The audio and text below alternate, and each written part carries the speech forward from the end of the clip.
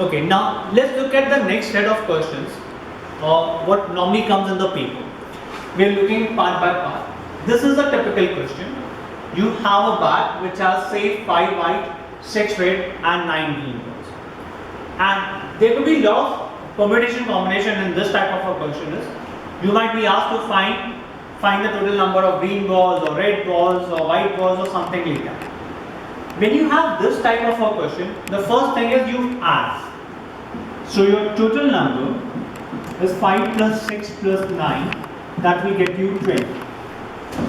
So if I ask you find the probability that the number of balls are red, I mean if I pick up one ball at random, find the probability is a red color ball.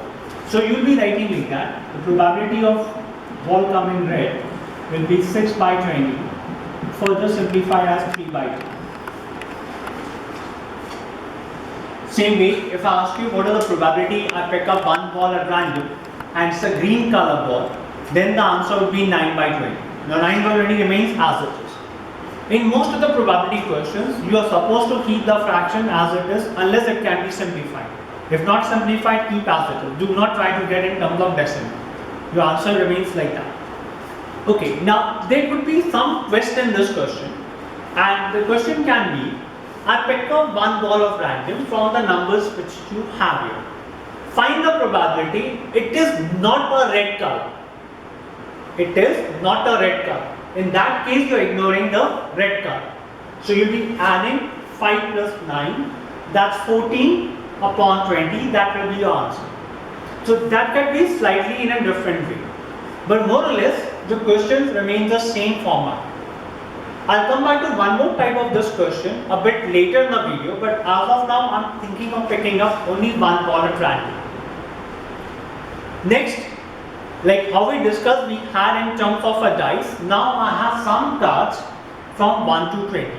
So there are 20 cards, each has a unique number. There's the card number 1, number 2, number 3, number 4 till 20. So in this case, my sample space is of 20. And I've got two parts of the question. First case, when I pick up a card at random, it shows me a perfect square. So let's check how many perfect square I have from 1 to 20. So my numbers will be 1, 4, 9, 16 and that's it.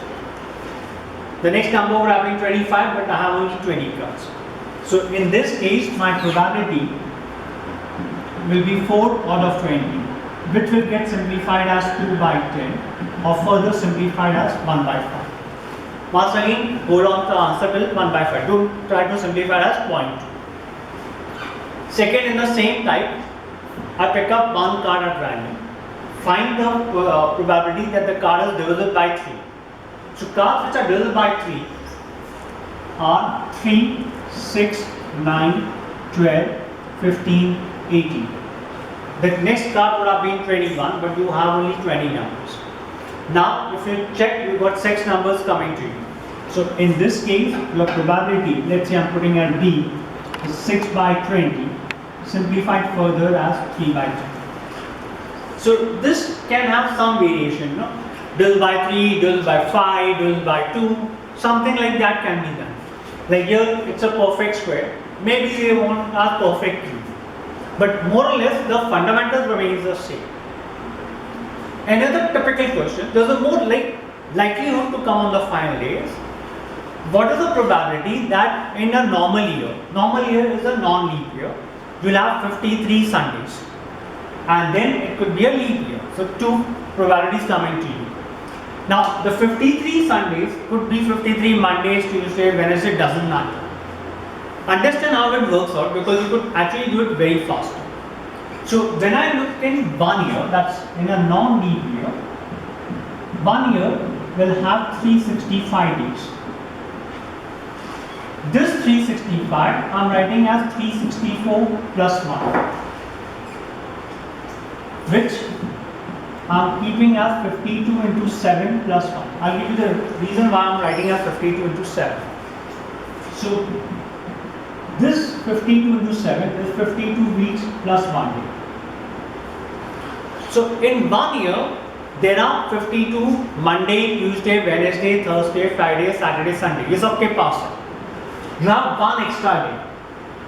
You want this to be a Sunday. Remember, all the days will have the same probability. So your answer will become 1 by 7.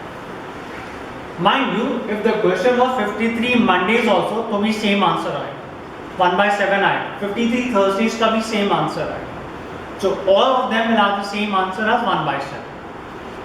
Slight twist in the tail is, अगर ये non-leap year नहीं है और leap year, method remains the same, but only thing in leap year, you're now considering as 366 days, which is 52 weeks plus 2 days.